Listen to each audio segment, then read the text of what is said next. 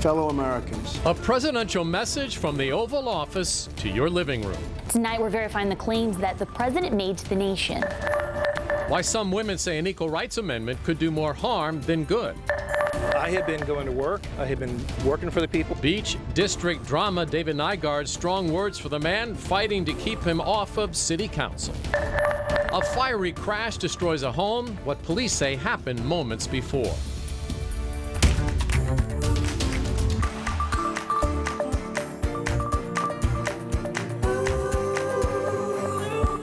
Tonight, I am speaking to you because there is a growing humanitarian and security crisis at our southern border. You saw it live right here and on the 13 News Now app. President Trump trying to make the case for the border wall in his first nationwide address from the Oval Office. That is our top story at 11. Thanks for staying up with us. I'm David Allen. On the campaign trail, then candidate Trump promised Mexico would pay for the wall. Now it would be U.S. taxpayers. All of this is paralyzing the government. We are entering day 19 of a partial shutdown. Here are three takeaways. President Trump argued a wall would pay for itself, but he did not mention Mexico. The president also said illegal immigration puts a strain on public resources and drives down jobs and wages. He also stopped short of declaring a national emergency. Here's how we're covering this big story for you tonight. We're hearing from local lawmakers, and we're hearing from you. Your comments are scrolling at the bottom of the screen. We know there's been talk of the president declaring a national emergency. We're walking you through others declared in the past. But first, Megan Puryear verifies claims by the president. David, President Trump's first speech from the Oval Office suggested some truths and some falsehoods. Let's verify what's true. More Americans will die from drugs this year than were killed in the entire Vietnam War. We can verify this is true. National Archives show around 58,000 Americans died as a result of the Vietnam War. Drug poisoning deaths in 2017 hit around 70,000. It's important to note that it's unclear how many of those deaths were caused by drugs from the southern border, elsewhere, or just prescribed by a doctor. Let's verify another claim.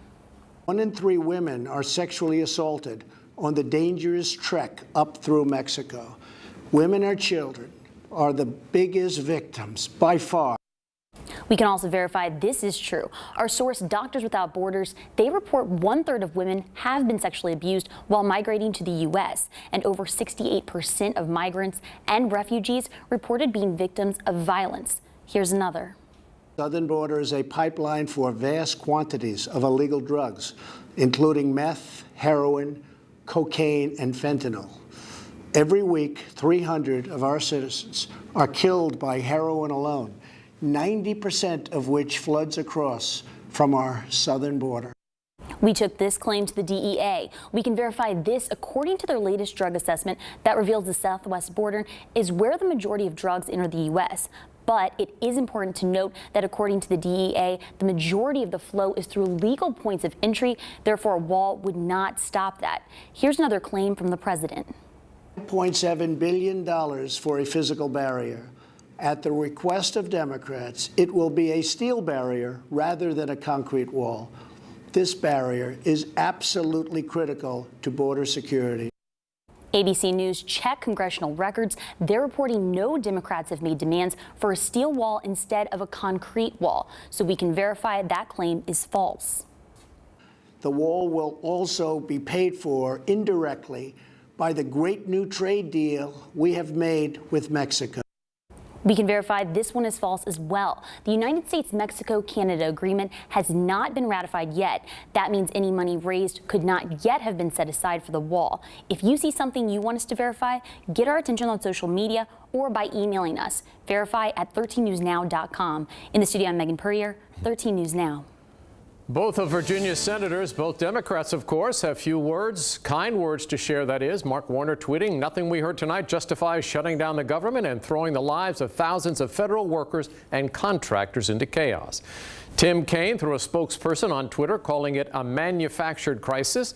The senator says in part, quote, "The president shouldn't be punishing everyone else because of his idiotic promise that he's broken to get Mexico to build a wall for him," end quote. Here are a few of the national emergencies that our presidents continue to refresh year after year. The oldest active national emergency was declared by President Jimmy Carter in 1979, blocking Iranian government property. This order was Carter's response to the Iran hostage crisis, where 52 Americans were held captive for 444 days. 16 years later, President Bill Clinton declared a state of emergency to deal with the threat of Colombian narcotics traffickers. And in 2001, President George W. Bush declared a national emergency 3 days after 9/11. As this shutdown carries on, Trust 13 News now to bring you the latest updates on air, online, and on the go.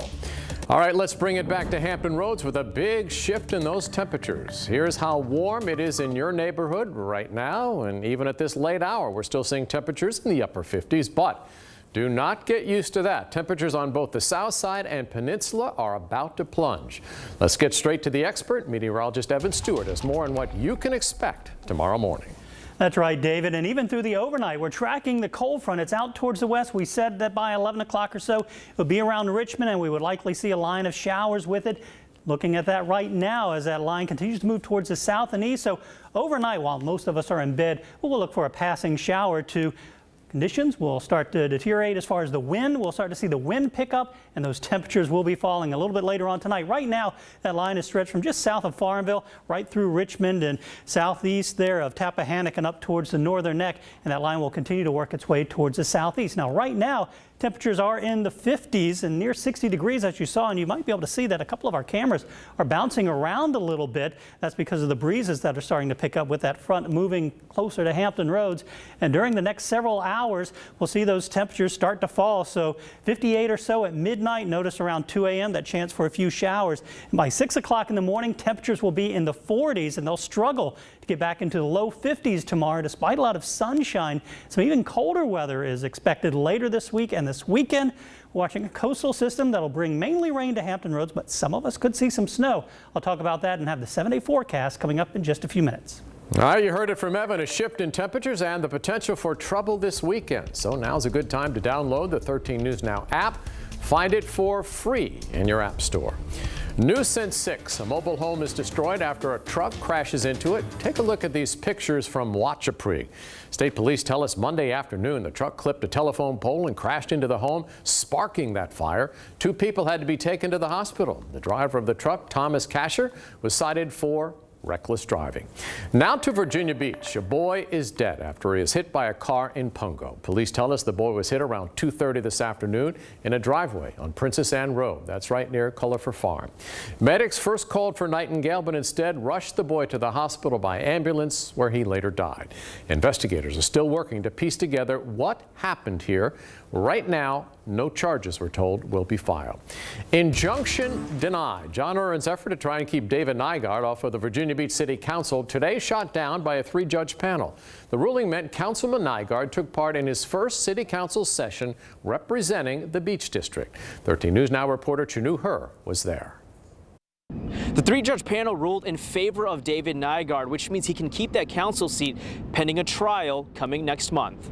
With a unanimous decision, 3 judges struck down former Councilman John Urin's injunction to bar Councilman David Nygaard from taking his seat on the Virginia Beach City Council. The judges say Nygaard was already sworn in, and they didn't feel they had the right to do that or disenfranchise the votes of 60,000 voters in the Beach District. Mr. Urin needs to make his decision on whether he wants to go to work or whether he wants to just simply sit in a chair.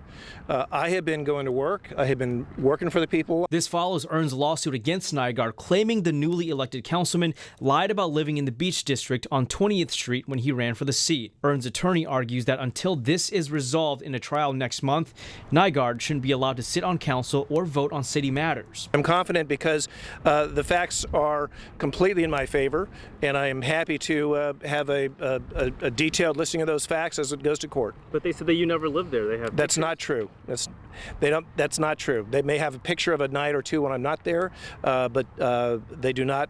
I've been there. That is my residence. It was my residence. With the judges on Nygaard's side Tuesday, he sat in on his first council meeting and took part in the swearing-in ceremony and took part in voting Jim Wood in as vice mayor.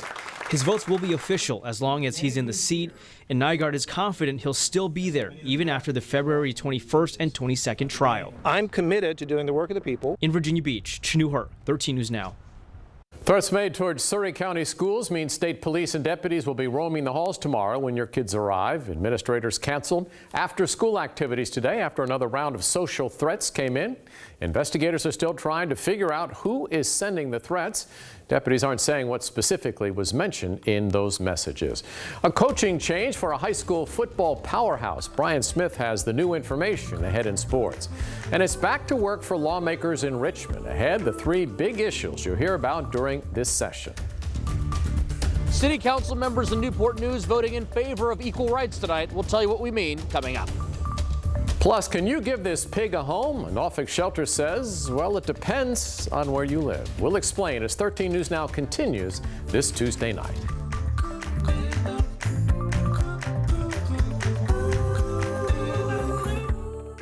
Across America.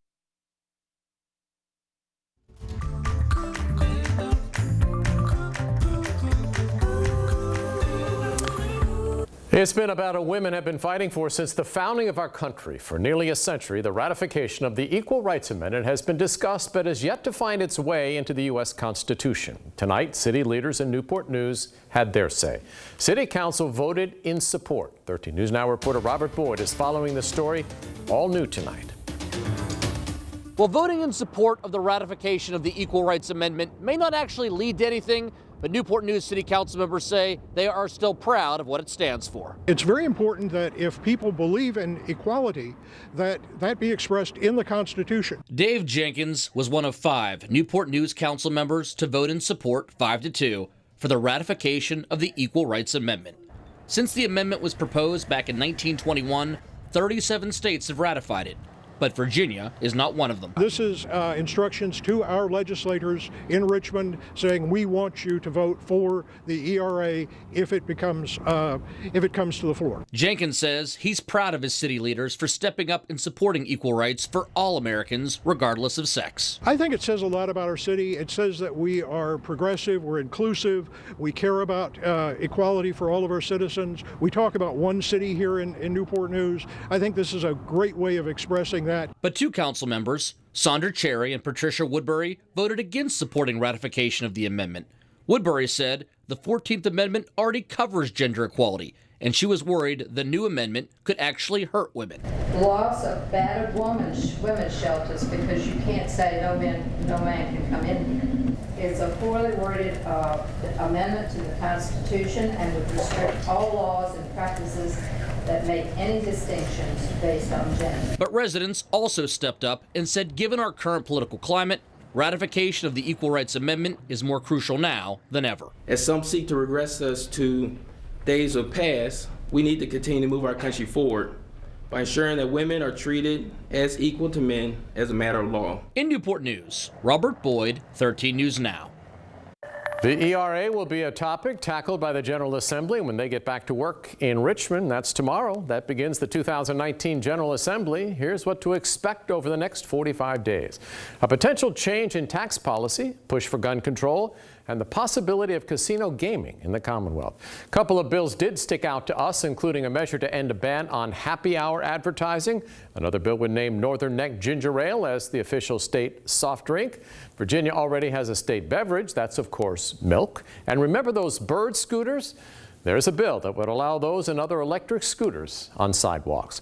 13 News Now is keeping you covered, gavel to gavel. Jacqueline Lee will be in Richmond tomorrow for the first day of the legislative session. Look for her updates tomorrow on 13 News Now. After temperatures soar today, they'll tumble tomorrow. When you walk out to start the car tomorrow, you will feel it. A chilly return to January temperatures. Evan, how cold? Well, we'll see temperatures drop quite a bit during the overnight. We have the cold front that's pushing through, bringing a few showers. We'll feel those winds picking up. So by tomorrow, quite a bit different than what we saw out there today when we had high temperatures up into the mid-60s. Taking a look at radar behind me, you can see those showers that are pushing towards the south and east, and there are a few little more moderate downpours. A high temperature of 51, and then sunny and windy on Thursday, 42, 40 on Friday, and then Saturday, cloudy skies, and we're watching that Saturday into Sunday time frame. We could see that coastal low bringing some rain here through coastal areas and maybe that snow inland, and temperatures still in the 40s on Monday and Tuesday, David. Saturday, Sunday. That's right. All right, Evan, thanks so much. Well, he's been a morning radio staple in Tidewater for decades. Now Dick Lamb is signing off, but he's not going very far. So I believe it's time for a change. So this coming Friday is going to be my last morning show. And let me tell you, these 40 years have been fun. You talk about a guy being blessed. Well, we told you he's not going far. Lamb is taking over programming and managing duties for a number of stations, including WGH. That is the station Dick helped to get on the air back in the 1960s. He was a baby then. You'll be able to tune in and listen to him weekdays from 11 to 3. Ready to turn your home into a pigsty? Norfolk Animal Care and Adoption Center wants to know. They say Badger, the pot-bellied pig, needs a new home after his family surrendered him. They say the family just couldn't keep up with the cost of caring for the 3-year-old Vietnamese pot-bellied pig. We're told he loves cucumbers and bananas and is trained to use a litter box. But since pot-bellied pigs aren't allowed in Norfolk, you'll need to live somewhere that allows the pigs. All right. What a segue. Yeah, really. End of an era in high school football for one coach. Scott Johnson had started his teaching and football coaching career when President Jimmy Carter was in office as president back in 1979. 40 years later, he says he's done. Johnson announcing today he's stepping down as head football coach at Oscar Smith High School after 2 seasons. His record there, 23. What a game it was. Big one. Yeah, big one. Yeah. So. All right, thanks, Brian. Going to be a little colder tomorrow, huh? That's right. Temperatures, the high technically for the day will be our midnight temperature, which will be about 59 degrees, but through much of the afternoon, 40s to around 50. And then pretty windy on Thursday, 42, but it'll feel like the 30s all day, sunny and 40 on Friday. But the weekend, that's what we're watching. It could be a messy one. It doesn't look like it's going to be the big snow, but certainly it's going to be a messy one into Sunday. All right, that's 13 News now at 11. Daybreak starts at 4:30 tomorrow morning. We know we were a little late tonight, so thanks for staying with us. Jimmy Kimmel Live is next, followed by Nightline. Have a good night, everyone, and we'll see you tomorrow.